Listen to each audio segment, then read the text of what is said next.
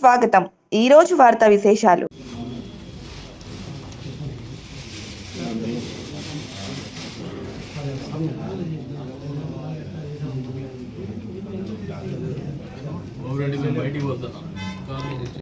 చంద్రబాబు నాయుడు గారి ప్రభుత్వం ఎప్పుడు ఏర్పాటు చేసినా గతంలో కావచ్చు, వర్తమానంలో కావచ్చు, మైనారిటీల సంక్షేమం కానీ అభివృద్ధి గాను నిరంతరం పాటుపడేటువంటి ఆలోచన ఉన్నటువంటి నాయకుడు చంద్రబాబు నాయుడు గారు ప్రభుత్వం.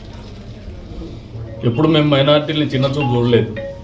ఈరోజు ఇమాం మౌజన్ల గురించి జగన్మోహన్ రెడ్డి వాళ్ళని ఓటర్లుగా వాడుకున్నాడు తప్పితే వాళ్ళ జీవితాల్లో మంచి తీసుకురాలేదు. అదే రకంగా గ్రామీణ ప్రాంతంలో ఉన్నటువంటి ఇమాం మౌజన్లు కావచ్చు, లేదంటే ఆలయాల్లో పనిచేస్తున్నటువంటి పూజారులు కావచ్చు, లేదు చర్చిలో ఉన్నటువంటి పాస్టర్లు కావచ్చు, వీళ్ళకి ఎవరికైనా ఇల్లు లేదంటే గతంలో ప్రతిపక్షంలో ఉన్నప్పుడు మాట ఇచ్చాం. ఈరోజున ఆ మాటకు కట్టుబడే వాళ్ళందరికీ కూడా ఇళ్ల స్థలం లేకపోతే అక్కడ ఇళ్ల స్థలం కూడా మంజూరు చేసి మరీ ఇల్లు ఇవ్వడానికి సిద్ధంగా ఉన్నాం. ఈ నియోజకవర్గంలో పైలట్ ప్రాజెక్ట్ మేము కూడా తెలియజేస్తాం. అంతేకాకుండా ఇందాక చెప్పినారు ఆయన రాజీ సాబ్, ఈ నియోజకవర్గంలో తమాషైన వ్యవహారం ఉంటుంది. ఎప్పుడు మతాన్ని ముడిపెట్టి రాజకీయ లబ్ధి పొందాలనే ఆలోచన ఉంటారు, లేదంటే ఊరి అభివృద్ధిని దెబ్బతీసేటువంటి ప్రయత్నం చేస్తూ ఉంటారు. ప్రజలకు విజ్ఞప్తి చేస్తూ ఉన్నారు.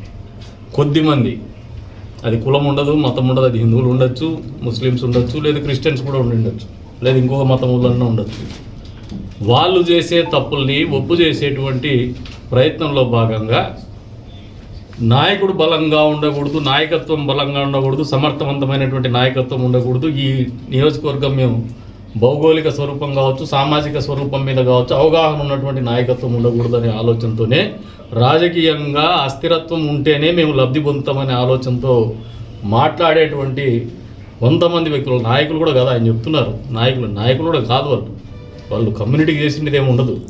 కమ్యూనిటీని అడ్డం పెట్టుకుని వాళ్ళు లబ్ధి పొంది వాళ్ళు బతుకుతూ ఉన్నారు. గడిచిన 20 ఏళ్ళలో రాజకీయాల్లో ఉన్నారు.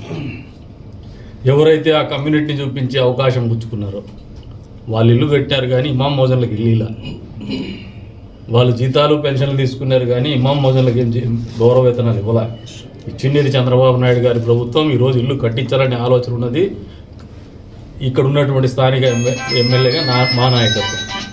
అంతేకాకుండా పేద ముస్లిమ్స్ రోడ్డు మీద పెళ్ళిళ్ళు చేసుకుంటే 3,000 రూపాయలు ఒక కళ్యాణ మండపానికి రేట్ ఫిక్స్ చేసి కళ్యాణ మండపం కట్టించింది కూడా మేము ముస్లిమ్స్ కోసము, మేము కట్టించిందే ప్రతిపక్షం ఉన్నారు. వాళ్ళు అట్లా కులాన్నో మతాన్నో తిట్టేవాడు ఎప్పుడు నాయకుడు కాదు. ఒక కులాన్నో మతాన్ని మాత్రం చూసేవాడు కూడా నాయకుడు కాదు.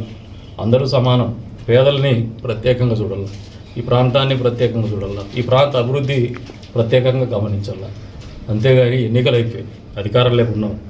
మొట్టమొదటిసారిగా నాకు ప్రభుత్వంలో ఒకసారి అవకాశం ఇచ్చినారు. మంచి చేయాలనే ఆలోచనతో తీసుకునేటువంటి నిర్ణయాల్లో భాగంగానే మేము కొంచెం కఠినంగా వ్యవహరిస్తూ ఉంటాం.